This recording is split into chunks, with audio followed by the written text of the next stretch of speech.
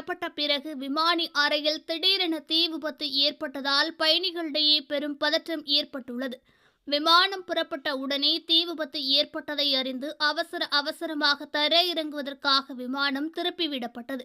கனடாவின் Toronto Pearson விமான நிலையத்திலிருந்து நியூயார்க் பறந்து கொண்டிருந்த என்டவர் ஏர் விமானம் அவசரமாக தரையிறக்கம் செய்யப்பட்டது. இந்த சம்பவமானது காலை 52 மணியளவில் இடம்பெற்றுள்ளது. தீ எரியும் வாடை வந்ததையடுத்து கேப்டனின் பக்க கண்ணாடியின் மின் ஹீட்டர் கட்டுப்பாட்டு பிரிவிலிருந்து தீ பரவியது தெரிய வந்துள்ளது. காக்பீட்டில் தீ பற்றியதை கண்ட கேப்டன் அவசரமாக விமானத்தை தரையிறக்க அனுமதி கோரியுள்ளார். விமானம் அவசரமாக தரையிறங்கவும் அனுமதிக்கப்பட்டது. விமான ஊழியர்கள் உடனடியாக கண்ணாடியின் வெப்பத்தை அணைத்ததால் தீ அணைக்கப்பட்டதாகவும் கூறப்பட்டுள்ளது. இந்த சம்பவத்தில் விமானத்தில் இருந்த யாருக்கும் எந்த காயங்களும் ஏற்படவில்லை என அதிகாரிகள் கூறியுள்ளார்கள்.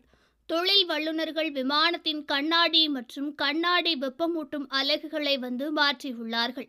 இந்த சம்பவத்தால் விமானத்தில் இருந்த பயணிகள் மிகவும் பதற்றமடைந்துள்ளார்கள்.